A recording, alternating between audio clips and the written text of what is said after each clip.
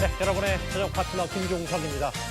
본격적인 한동훈 때리기가 시작된 국민의힘의 당권 경쟁입니다. 최근에는 홍준표 시장이 선봉에 섰다면 이제는 경쟁자인 원희룡 전 장관이 직접 나선 모양새입니다.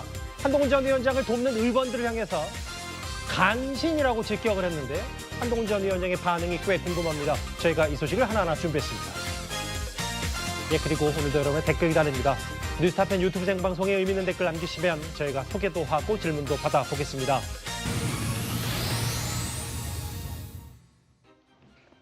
국민의힘, 이제부터 정치권 이슈 본격적으로 가보겠습니다.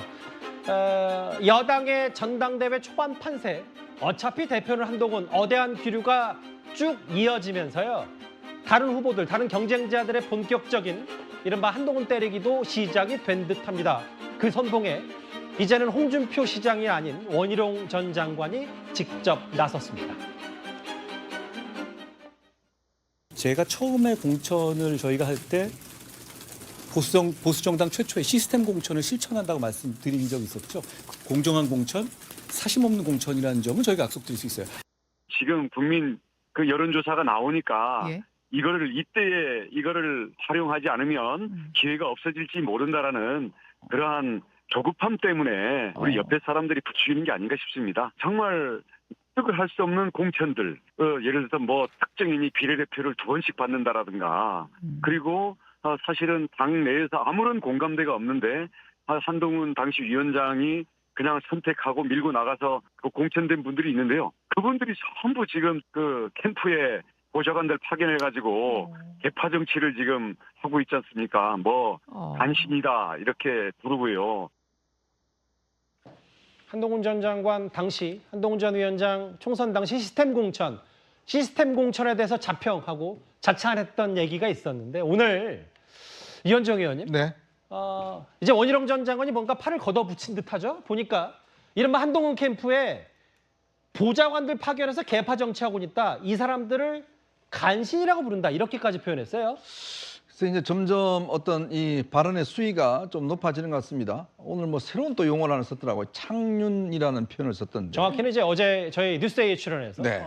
그러니까 이게 뭐 뭔지는 모르겠습니다만 윤 대통령을 만들었다는 의미에서 창륜이라는 걸 쓰고, 예전에는 뭐 반륜 쓰더니 이제 대통령실 관계자가 또 이제 전륜이라는 말을 쓰더니 이제 창륜 이야기까지 나왔어요. 예. 뭐 옛날에 아마 그런 기억이 있을 겁니다. 뭐 친박 뭐 등등 해서 여러 가지 이야기 나왔던 것인데, 근데 지금 이제 그 참모들을 간신이라고까지 이야기를 합니다. 근데 이게요, 보통 경선하게 되면 그 일단 지원하는 의원들이 이제 그 직접 참여할 수 없기 때문에 실제로 그 보좌관들이 가는 거는 그동안 사실은 상식입니다. 상례고 그렇게 해왔어요.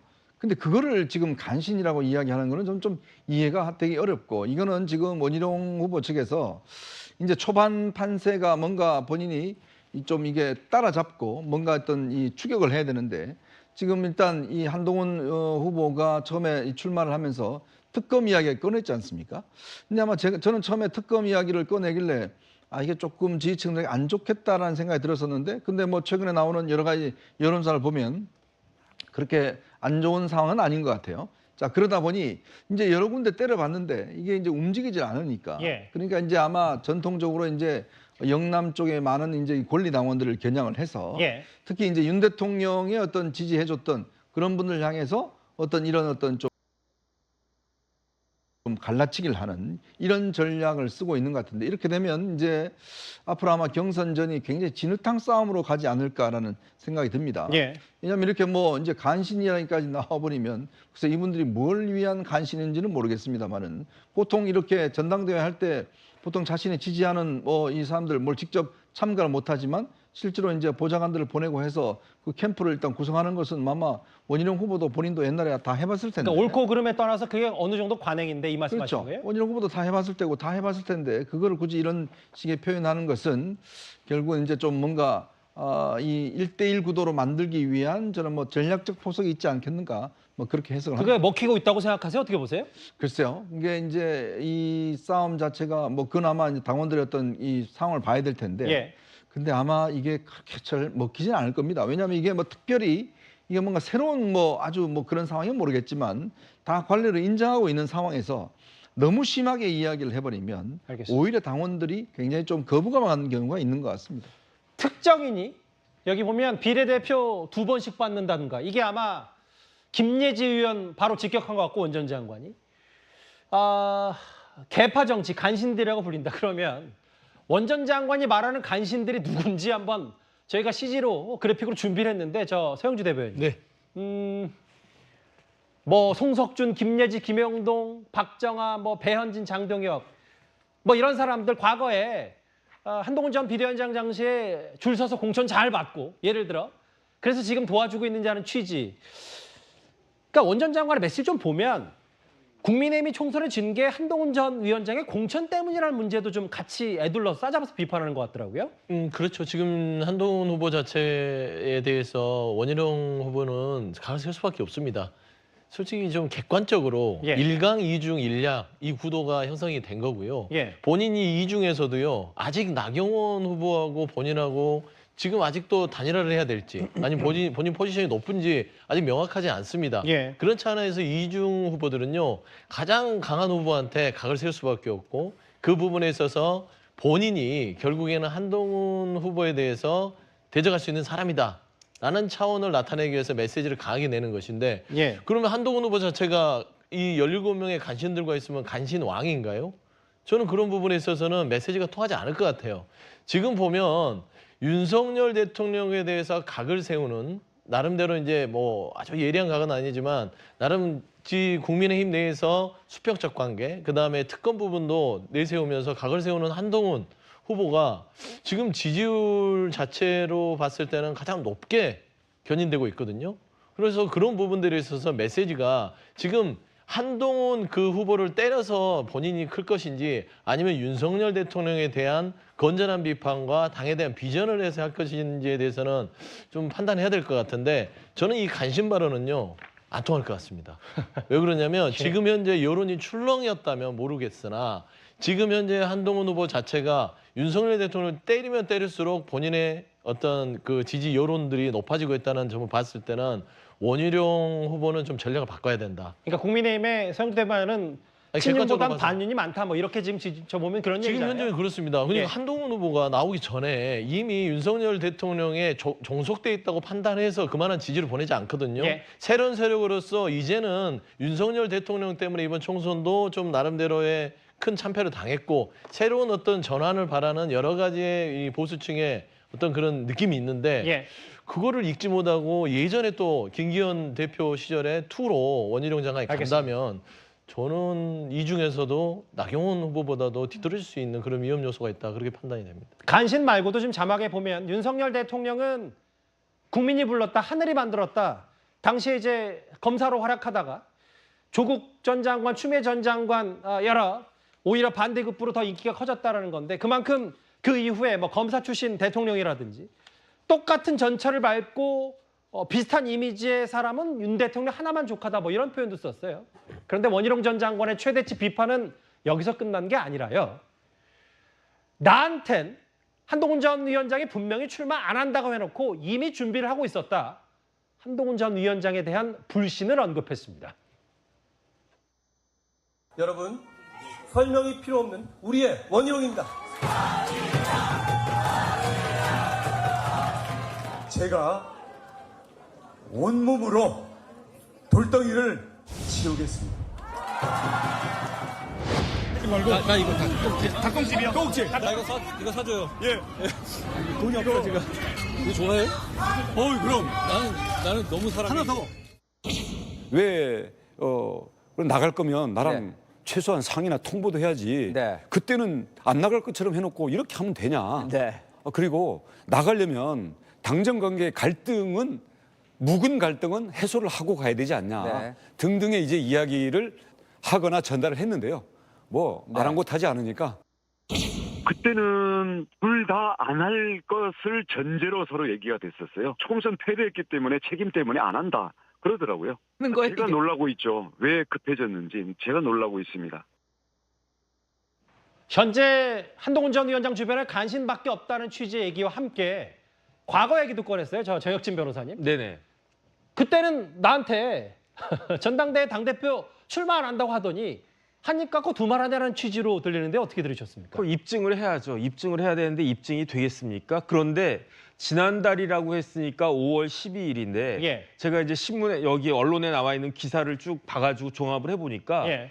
원희룡 후보가 먼저 한동훈 후보에게 전화를 했대요. 그러면서 왜 전화를 했느냐? 내가 밥 사겠다. 예. 밥 산 이유는 두 가지일 것 같아요. 첫 번째는 고마우니까. 예. 왜냐하면 원희룡 후보의 선거를 위해서 한동훈 후보가 굉장히 열심히 노력해 주지 않았습니까? 그러니까 고마웠을 거고. 두 번째는 제 개인적인 생각인데 선배잖아요. 원희룡 후보가. 대학도 선배고 검찰도 선배고. 그러니까 선배가 뭐 총선 끝났는데 저 같아도 밥 한 번 살 수 있겠다. 그 생각이 들었는데 그런데 그 기사를 보니까 한동훈 후보 캠프 측에서는 그때 원희룡 후보가 이야기한 것처럼 뭐 나간다 안 나간다 이런 이야기 자체가 없었다는 거죠. 왜냐하면 5월 12일 지난달 12일에는 전당대회 관련해 가지고는 날짜도 안 나왔고 방식을 뭐 2대8로 하느냐 100대0로 하느냐 뭐 7대3으로 하느냐 이런 것도 없지 않았습니까? 예. 그다음에 제가 곰곰이 생각을 해보니까 오히려 출마 선언 일주일 전까지도 출마하지 않겠다라고 이야기한 사람은 원희룡 후보 아니었습니까? 예. 그 윤상현 후보가 그렇게 이야기했잖아요. 일주일 전까지 나 도와준다라고 했는데 갑자기 출마한다고 그래가지고 좀 황당했다고. 그러니까 그다음에 더 중요한 건 뭐냐면요. 아니 출마 선언했다가 뭐 말을 했다 안 한다고 했다가 할 수도 있는 거 아니겠습니까? 지금 중요한 거는 옛날에 내가 출마 선언을 했는지 안 했는지 뭐 불출마 선언을 했는지 안 했는지 그게 중요한 게 아니고 예. 지금 여당이 얼마나 어렵습니까? 어마어마한 강력한 야당에 맞서가지고 여당을 잘 이끌 수 있는 대표로서 잘 이끌 수 있는 자격과 능력이 다른 사람이 아닌 나한테 있다라고 하는 거를 그거를 입증하는 것이 그게 중요한 거지. 옛날에 다른 사람이 뭐 불출마 선언을 했는데 안 했는데 그런 이야기 나한테 했는데 안 했는데 나한테 상의를 했는데 안 했는데 내가 선배인데 이런 이야기하는 것이 뭐가 중요한가 저는 그런 생각이 들고요. 예. 아직 한 달 정도 남았으니까 지금부터라도 원희룡 후보는 예. 내가 한동훈, 나경원, 윤상현 이런 사람들보다 훨씬 더 지금 어려운 여당을 잘 이끌 수 있는 자격과 능력이 있다라고 하는 것을 그걸 입증하는데 포커스를 맞춰야 그래야지 승산이 있지 않을까 하는 생각이 듭니다. 캠프에 조언까지 하셨어요, 정영진 변호사께서. 한동훈 전 위원장 측도 여기에서 이제 가만히 있지는 않았어요. 조금 전에 얘기하면. 그때 뭐 이른바 딤섬 만찬 때는 전당대회 얘기 안 했고 그리고 또 있나요? 전당대 출마 상의 통보할 사이가 아니다. 선을 거의 뭐 유성매직으로 걷네요. 거의 뭐. 나하고 원장과는 그런 정도 사이가 아니라는 취지 얘기를 했는데 측이니까 좀 봐야 되겠죠. 또 있나요? 그러니까 또 아까 있었던 것 같은데 자막에 보면 뭐 또 다른 그러니까 전화 통화했던 것도 마찬가지고 장영희 변호사님. 네. 아예 팩트가 다르다. 원 전 장관이 얘기했던 것처럼 나 출마 안 한다고 얘기한 여부에 대해서 확인해 줄 수 없지만 그런 사이가 아니라고까지 선을 그었는데 어떻게 받아들이십니까? 사실상 원희룡 전 장관이 오버하고 있고 거짓 이야기를 하고 있다, 마타도어하고 있다라는 이야기를 하고자 하는 것 같은데요. 그 말씀 주신 대로 유선 매직을 정말 세게 긋고 있는 것 같습니다. 그런데 원희룡 전 장관이 이른바 대통령과의 친분으로 장관이 됐다. 이 말인즉슨 어떻게 보면 대통령께도 누가 되는 발언입니다. 대통령이 친분으로 임명권자는 대통령이시니까요.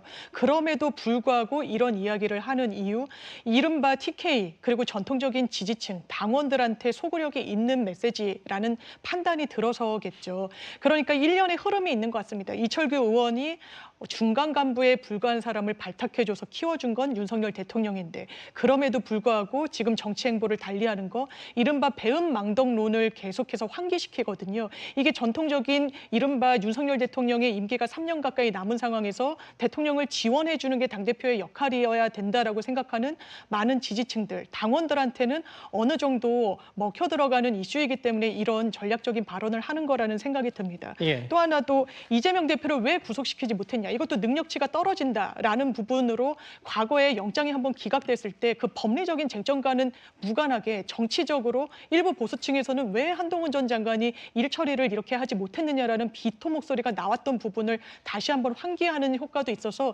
이런 흐름은 아마 전당대회가 갈수록 더 격화될 것 같습니다. 그러게요. 원 전 장관이 어제 오늘 이재명 대표를 사법 처리 못한 거에 대해 한동훈 당시 법무부 장관에 대한 비판 목소리도 있었고요. 여러 가지 얘기들을 좀 했는데 일단 보시는 그대로 한동훈 전 위원장 측도 가만히 있지 않고 내가 전당대회를 나갈지 안 나갈지를 상의할 정도의 사이가 아니라는 취지 얘기까지 했기 때문에 일단 확실한 건 원 전 장관 측이 꽤 거칠어진 건 분명해 보입니다.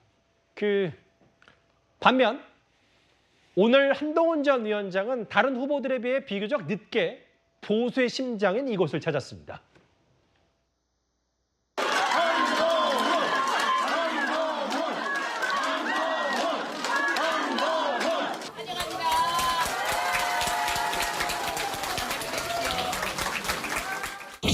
안녕하십니까? 제가 저의 새로운 정치를 대구에서 시작합니다. 제가 오늘 당대표 선거에 나선 이후로 첫 번째 당협위원장 방문을 대구로 정한 것은 저의 정치가 저희를 전통적으로 지지해 주시는 여러분의 마음을 바탕으로 시작한다는 것을 말씀드리고 싶어서입니다. 저는 출마 선언문에서 이렇게 얘기했습니다. 영남의 전통적인 지지가 지난 선거에서 대한민국을 지켜냈다고 말씀드렸습니다. 여러분, 어떤 정치를 원하십니까? 이기고 싶지 않습니까? 지금처럼 무기력하게 끌려다니길 원하십니까? 그거 막을 길이 있고 그게 제가 아니라면 제가 양보하겠습니다. 그렇지만 제가 막을 수 있기 때문에 나왔습니다.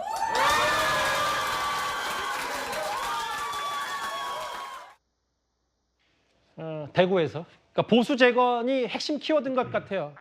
누구나 나보다 더 능력 있는 사람 보수 재건할 수 있으면 나와라. 근데 지금 내가 그 능력 있다, 자신 있다라는 취지의 얘기. 대구, 내일 부산, 대구 경북, 부산 경남. 그러니까 국민의힘의 텃밭 지역들을 이제 차례로 훑어가게 되는 한동훈 전 위원장. 첫 번째 문제는 대구인데, 근데 오늘 의미심장했던 건 다음 화면을 보겠습니다. 이현정 의원님. 네. 어제 저희 뉴스타틀에서 많이 짚어봤다시피 홍준표 시장은 두 번 정도 25일, 27일 만나기로 했는데 거절했다. 이철우 지사도 결국 만남에 불발됐는데 대구시장과 경북도지사를 못 만났다는 측면. 이걸 두고서 뭐 한동훈 전 위원장이 러닝메이트 같이 가는 사람 중에 영남 후보가 없지 않냐 이런저런 정도의 대구 경북의 민심도 있는 것 같은데 이걸 어떻게 바라볼까요? 그래서 오늘 뭐 아마 이철우 지사는 에이펙 2025년 에이펙 회의가 경주로 아마 결정이 돼서 그 관련된 행사가 쭉 있는 걸로 알고 있습니다. 그래서 뭐 일정상 오늘 못 만난다라는 이야기를 통보를 한 것 같은데요. 나머지 3명의 후보와 한동훈 후보의 좀 행보가 다른 게 나머지 3명의 후보는 주로 고공 행보를 했습니다. 즉 뭐 시장 만나고 지사 만나고 뭐 이런 식의 이제 행보만 해왔는데, 근데 지금 한동훈 후보 같은 경우는 주로 당원들을 지금 만나지 않습니까? 근데 이게 만약에요, 저는 그렇게 봅니다. 이게 지금 전략적으로 보면 지금 대구 경북 지역 같은 경우에 실적으로 당원 규모가 지금 막 권리당 규모 한 40, 영남은 전체 한 40만 명, 대구 경북이 한 20만 명 좀 넘습니다. 그 정도 되는데 실제로 이렇게 지사들이 영향을 미치고 무슨 의원들이 영향을 미치는 거 제가 알기로는 그렇게 많이 없습니다. 옛날과는 많이 달라요. 옛날같이 당원이나 대의원들이 아주 작고 뭐 소실 때는 모르겠지만 지금은 사실 모든 부분들이 다 이렇게 TV도 보시고 뭐 유튜브도 보고 하기 때문에 실질적으로 그분들이 이 사람 찍어라고 한다고 해서 이렇게 찍을 수 있는 분위기가 아니에요. 옛날하고 많이 달라졌습니다. 그러니까 그만큼 또 도지사나 시장이나 그다음에 당협위원장이 영향을 미칠 수 있는 거는 제가 듣기로는 거의 한 20분의 1 정도밖에 되지 않아요. 그런 상황이다 보니 오히려 사실은 다 한 표거든요. 홍준표 시장도 한 표, 이철우 지사도 한 표, 여기 당원들 모이신 분도 한 표예요. 이제 그러면 과연 이제 이런 행보들이 어떤 영향을 미칠까? 아마 제가 알기로는 이제 한 후보는 오늘 1박을 하고 또 부산 가서도 1박 하는 걸로 알고 있습니다. 자, 이렇게 직접 당원들을 만나는 행보가 요즘 들어서는 이게 아마 실제로 도움이 되지. 근데 또 하나는 자꾸 이렇게 배척하고 좀 왕따 당하고 좀 이렇게 되면 오히려 또 측은지심이 생길 수도 있어요. 동정심 말씀하시는 동정심이 생길 수 있습니다. 그렇기 때문에 그러니까 오히려 이런 것들이 어떤 영향을 미칠지는 사실상 이제 알 수가 없다. 이렇게 뭐 윗사람들 안 만난다는 게 그렇게 썩 불리한 것만은 아니다. 저는 그렇게 보고 있습니다. 이것도 참 이례적입니다. 지금 사실은 홍준표 시장 나머지 3명의 후보는 다 만났고 또 이철우 경북도지사도 어쨌든 일정상 이유로 두 사람의 만남이 불발됐기 때문에 그런데 한동훈 전 비대위원장이 어제 저녁 한 모임에서 과거에 비대위원장 월급 얘기를 잠시 꺼냈습니다. 한번 듣고 올까요? 저는 제 정치 출발점을 대구 경북이었다고 진짜 생각합니다. 대한민국의 민주화와 산업화를 이끈 대구 경북의 정신을 제가 정치를 하는 데 있어서 끝까지 잊지 않도록 하겠습니다. 제가 108일 동안 우리 당을 이끌었는데 그동안에 이 당대표가 되면 제가 이제 비상대책위원장으로서 보면 월급이 없는 건 아십니까 혹시? 월급이 없더라고요. 저는 사실 그걸 모르고 수락했었는데요. 그 대신 당비를 월 250씩을 내야 하는 그런 거였습니다. 그런데 대신에 이 법카가 아주 크게 나옵니다. 그런데 제 108일 동안 법카를 거의 몇십만 원 못 쓴 것 같아요. 그만큼 제가 바빴고 저는 라면하고 김밥 먹으면서 다녔었는데요. 제가 108일 동안 우정을 쌓고 싶었지만 우정을 쌓을 만한 정신적인 여유나 시간이 없었습니다. 저는 여러분들과 앞으로 제가 여기서 되든 안 되든 깊고 긴 우정을 쌓고 싶습니다. 자기가 정치를 결심하게 된 이유가 과거 법무부 장관 시절에 동대구역에서 시민들과 만나고 셀카 찍고 그래서 기차 시간 3시간 늦게 갈 정도로 그런 취지 얘기를 하다가 108일 동안 비대위원장을 일했는데 월급이 없더라. 나 이 사실 모르고 받아들였다. 근데 또 대신 당비는 내야 되고 법인카드 나왔지만 10만 원밖에 몇십만 원밖에 쓰지 못했다. 카드는 있었는데 하지만 그럼에도 불구하고 그때는 몰랐는데 얼떨결에 수락한 거지만 제가 생각해 보니까 당대표도 월급 없지 않나요? 그다음에 당대표도 당비 또 내야 되는 거 아니겠습니까? 예. 이번에 본인이 당대표 선거 나간 거는 이제는 내가 월급도 없고 당비 내야 된다. 이걸 알고도 나는 다시 한번 수락을 한 것이다. 예. 이런 식으로 저는 생각이 들고요. 예. 그다음에 왜 이렇게 그 비대위원장이나 당대표한테 월급이 없을까? 제가 궁금했는데 생각해 보니까 예. 대부분의 그 당대표나 그 비대위원장이나 이런 분들은 현직 의원들이잖아요. 그렇죠. 그러니까 현직 의원들이니까 맞아요. 더블로 돈을 받을 필요는 없구나. 그런데 현직 의원도 아니니까. 근데 앞으로 만약에 혹시 당대표가 되면은 카드 많이 쓰시기 바랍니다. 카드를 갖다가 잘 쓰면서 주위 사람들한테 밥도 좀 잘 사고 그렇게 소통을 하는 것이 필요하겠다. 그런 생각이 들었습니다. 좋은 논평을 쭉 하시다가 갑자기 카드 많이 써라로 끝났네요. 뭐 카드라도 써야지 그래야지 되지 않겠습니까? 네네. 맞아요. 그러니까 이게 원래 이준석 전 대표 시절부터 많이 회자가 됐어요. 그동안은 아까 정 변호사 말씀처럼 다 현직 중진 의원들이 다 당대표를 했기 때문에 월급 얘기가 없었는데 이준석 전 대표도 월급이 그렇게 나오는 게 아니라 판공기 성격의 월급 성격의 그 정도 돈만 나온다고 얘기한 바가 있었기 때문에 지금도 그거 다 알고 하는 거다라는 취지의 얘기. 어제 저희가 각 후보들 4명의 4인 4색 미디어전 얘기를 해봤는데 한동훈 전 위원장, 한동훈 후보 측에서도 당원들에게 쓰는 편지를 올린 모양이에요. SNS에 저렇게 당원들에게 약속한다고 하면서 뼈아픈 총선 패배 곱씹었다 라고 하면서 쇄신하지 못했다. 그리고 우리가 변화의 시작 함께한다. 아마 한동훈 캠프의 슬로건, 핵심 키워드, 단어가 바로 시작인데 저렇게 빨간색 점퍼를 이제 손에 두르고 이런 당원들의 편지까지 SNS전, 다른 후보들 SNS 내용도 저희가 지금 이후에 짚어볼 기회가 있을 겁니다. 근데 사실 원희룡 전 장관 직접 나서긴 했지만 원조 한동훈 때리기는 홍준표 시장이었습니다. 그런데 홍 시장이 오늘도 어김없이 SNS에 글을 하나 올렸는데 과거 한동훈 전 위원장의 법무부 장관 시절 이 말을 비판한 겁니다. 한동훈 장관이 문재인 정부와 더불어민주당의 강한 적개심을 갖고 있구나. 한동훈 장관께서 감정이 상한 일이 있었더라도 적개심은 제발 버리시기 좀 바라겠고요. 저는 민주당에 적개심이 없다는 말씀드립니다. 오히려 민주당이 저한테 너무 적개심을 드러내시는 것 같고요. 제 인생 검사의 어떤 화양연화는 문재인 정권 초반기의 어떤 그 수사들일 겁니다. 그 당시에 저를 굉장히 응원해 주셨고 열렬히 지지해 주셨던 걸 기억합니다.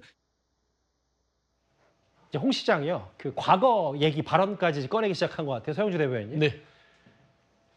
보신 그대로 본인이 문재인 정부 초기 검사 시절 그때가 내 인생의 화양연화였다. 정말 좋은 시절, 호시절 얘기를 했는데 아니 그 칼날을 보수 쪽에 휘두르던 시절을 화양연화라고 해서 막말이다. 시대의 정치 코미디다. 어떻게 받아들이세요?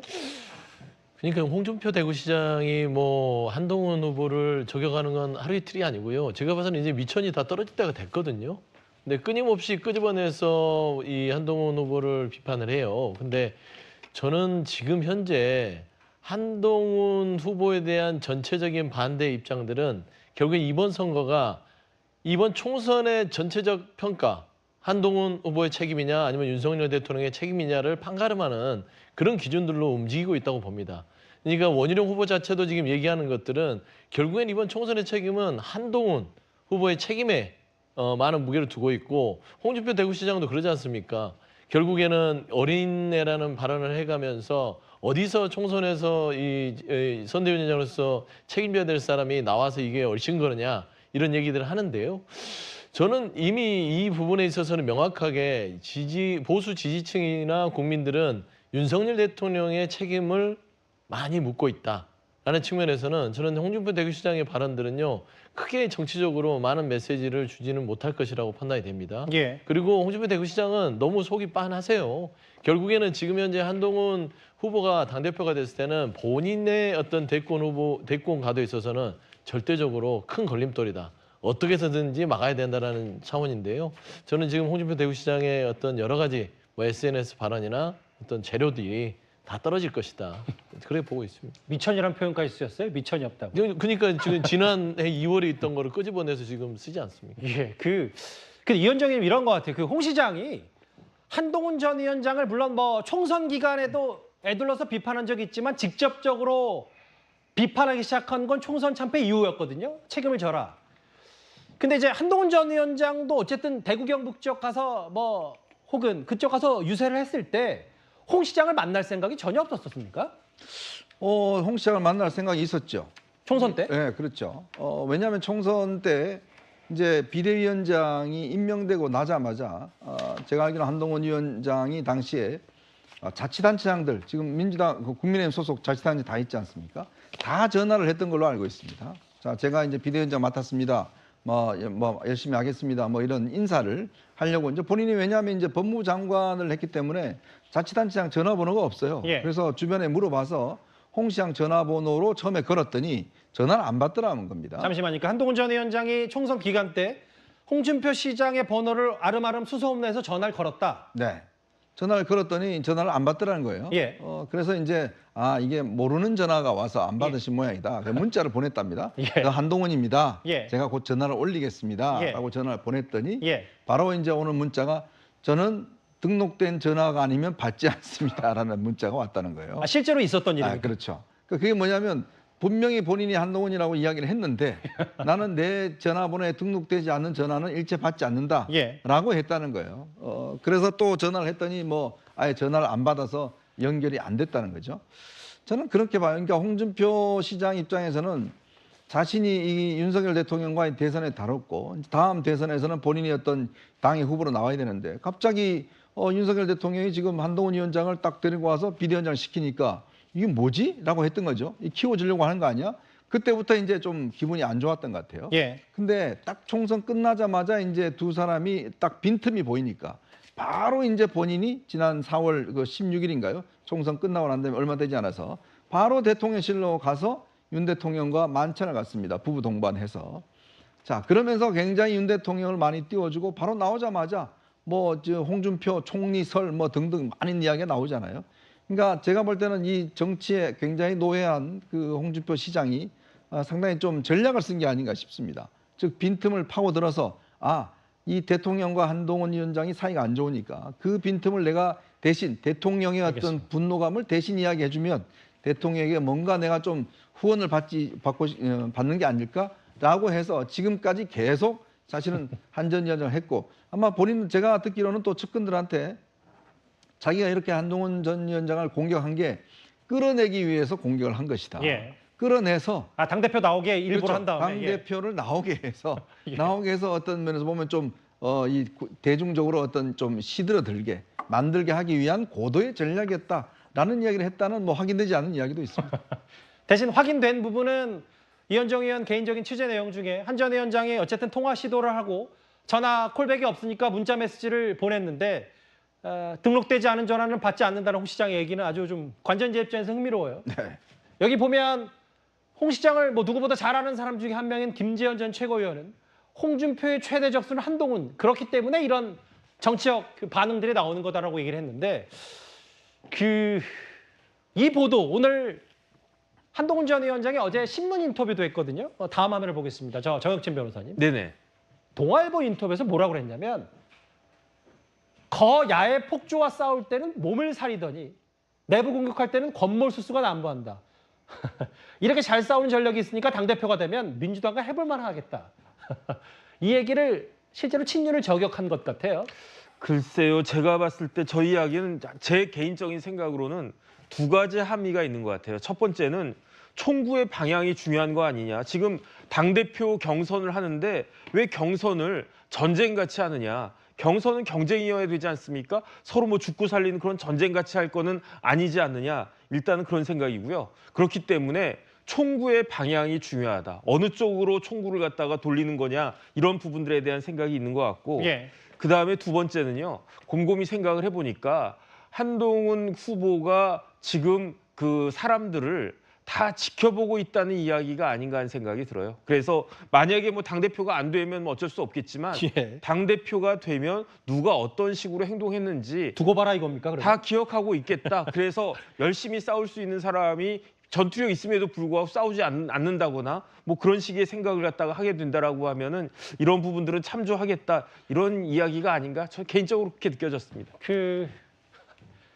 이렇게 내부 공격할 땐 잘 싸우는 전력이 있으니까 당대표가 되면 민주당과 해볼만 하겠다. 권모술수가 난무했다. 최근에도 뭐 이런저런 뭐 총선 백서를 두고 뭐 여러 가지 얘기들이 있었는데 이런 부분까지 언급이 됐어요. 단일화, 연대 얘기 뭐 이런 부분들이 끊이지를 않고 있는데 그 얘기를 좀 해보고 싶어요. 지금 어대한에 맞서서 나경원, 원희룡 두 사람의 연대설 실제로 여러 가지 얘기들이 나오고 있는데 이거에 대해서 한동훈 전 위원장이 반응을 내놨습니다. 그 목소리가 준비가 돼 있는데요. 한동훈, 원희룡, 나경원, 나원 연대에 대한 한동훈 전 위원장의 반응 한번 듣고 오겠습니다. 저희들은 경쟁심보다는 개인의 정치적인 포부도 크지만 그거보다는 당에 대한 걱정과 나라에 대한 책임감이 더 크기 때문에 어떤 길이든 앞으로 시간이 많이 있기 때문에 열려나가지 않을까라고 있고요. 저는 무엇이든지 열려 있습니다.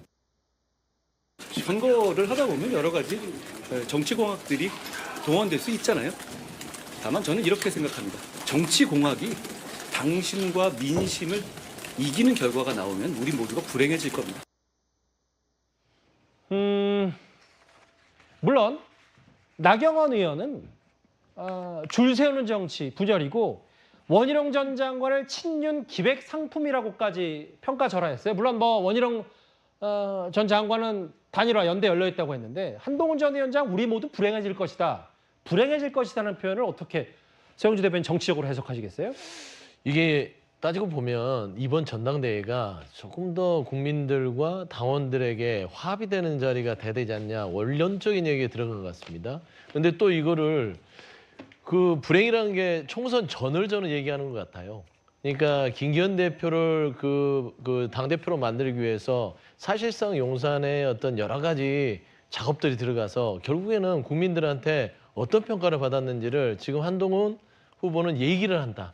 그렇기 때문에 이번에야말로 그 고리를 끊자. 결국에 수평적인 당정 관계를 만드는 것들이 국민의힘과 보수가 살 수 있는 길이라는 얘기를 하는 것인데 예. 또 본인의 어떤 앞길을 막기 위해서 원희룡 후보, 사실상 용산에서 낙점을 했던 원희룡 후보와 나경원 후보 자체, 그러니까 친윤이 계획했을 거 아닙니까? 나경원 후보로는 안 되니 둘이 힘을 합쳐서 결선을 통해서 한번 뒤집어 보자 하는 이런 계획들이 또 국민의힘을 이끈다면 결국에는 국민의힘에는 희망과 미래가 없다라는 말을 지금 하는 것 같습니다. 결국에는 처음에 일성에 있어서 당정 관계, 수평적, 대통령과의 수평적 관계를 무조건 가져가야만 국민의힘이 살 수 있다라는 그 원론적 얘기가 지금 이 한동훈 후보 입에서 나오는 것 같고요. 예. 사실상 나경원 후보가요, 연대를 한다는 것은요, 이거는 나경원 후보를 2번 또 죽이는 겁니다. 그렇지 않겠습니까? 사실상 원희룡 후보가 갑자기 갑툭튀로 튀어나왔을 때 나경원 후보가 가장 당황했었거든요. 이거는 제2의 연판장하고 똑같은 겁니다. 예. 본인은 친윤이 밀 줄 알았더니 용산하고 거래를 해서 원희룡 후보가 나왔기 때문에 그럼에도 불구하고 출마를 했는데 이제 단일화 연대까지 한다.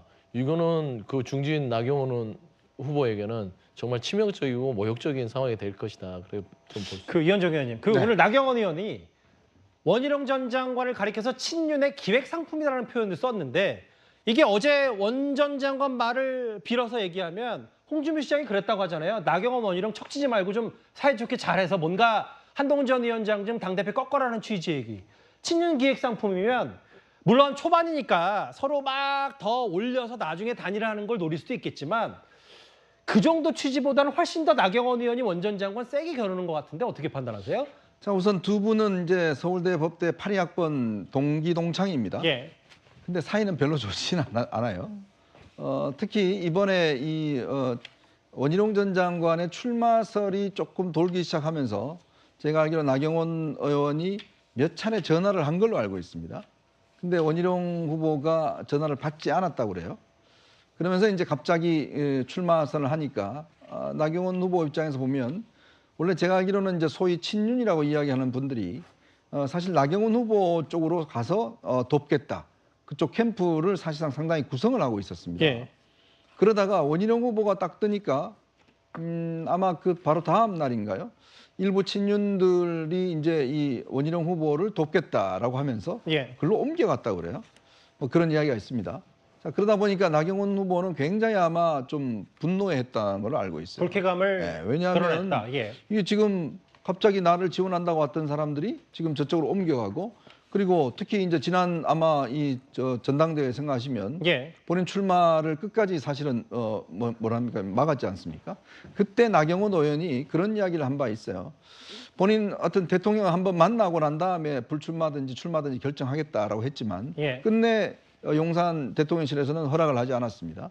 자, 그러다 보니 그 구원이 쌓여 있는데 이번에 총선 끝나자마자 대통령이 제일 먼저 만난 사람이 나경원 의원이었거든요. 자, 그래서 본인을 밀고 있는 걸로 생각했었는데 결론적으로 보니까 원희룡 후보를 밀고 있네. 자, 이렇게 되면 원희룡 지금 나경원 후보는 그런 이야기 합니다. 자기 대권 안 나간다. 예. 서울시장 한다. 이런 이야기를 했잖아요. 그러면 이제 윤 대통령이 공천에 영향을 미칠 수 있는 건 별로 없습니다. 그러면 나경원 후보 과연 그러면 원희룡 후보 손을 잡을까요? 저는 그 근본적인 의문을 가져요. 예. 그러니까 왜냐 지금 본인이 보면 이거 지금 굉장히 자존심 상하는 지금 상황이거든요. 예. 자, 그런 상황에서 과연 그러면 원희룡 후보가 손을 잡고 밀어줄 것인가? 저는 그 가능성은 크게 없다.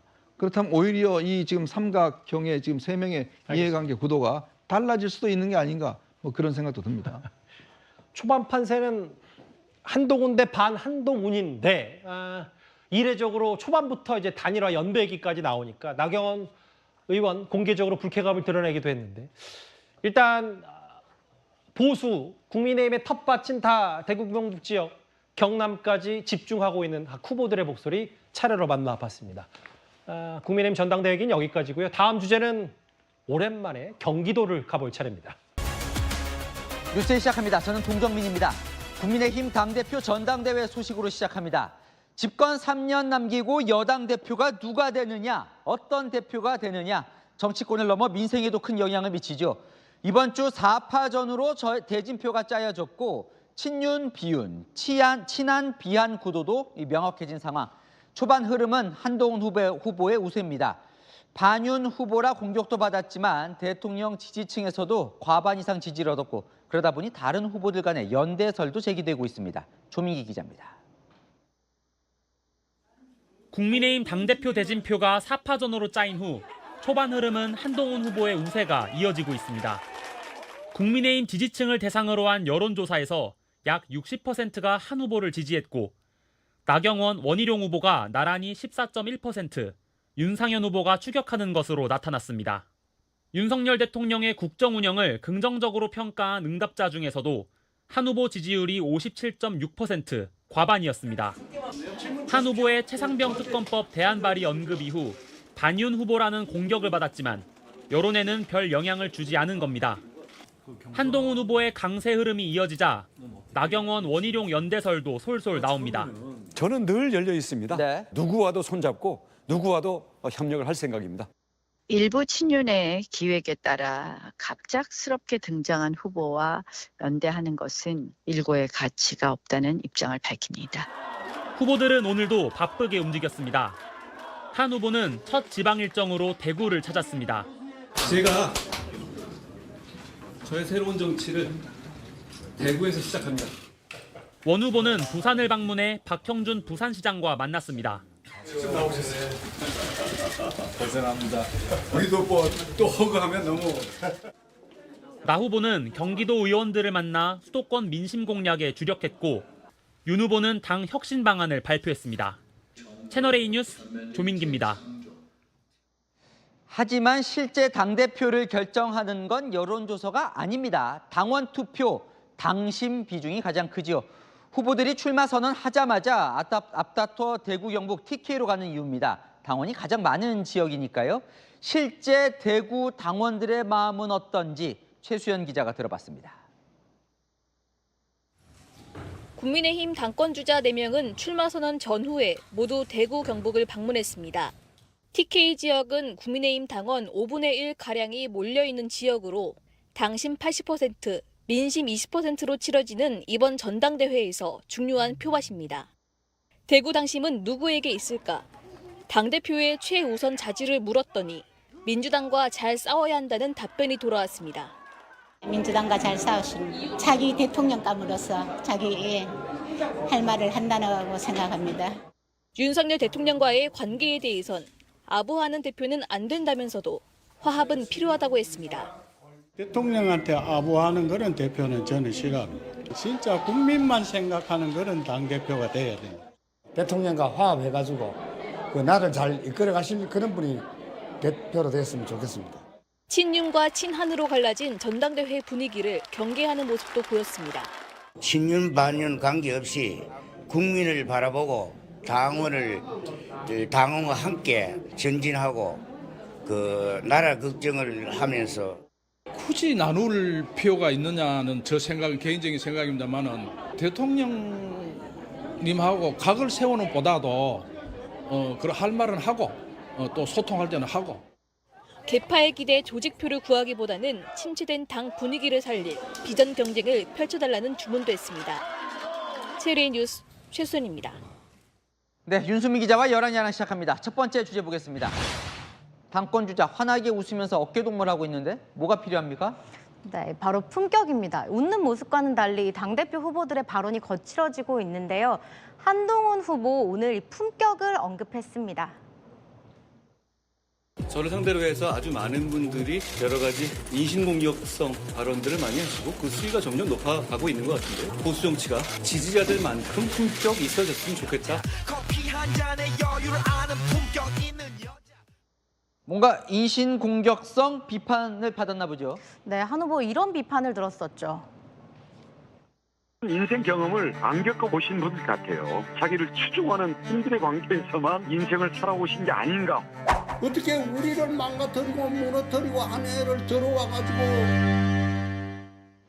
어떻습니까? 오늘은 그럼 다들 품격이 있었습니까?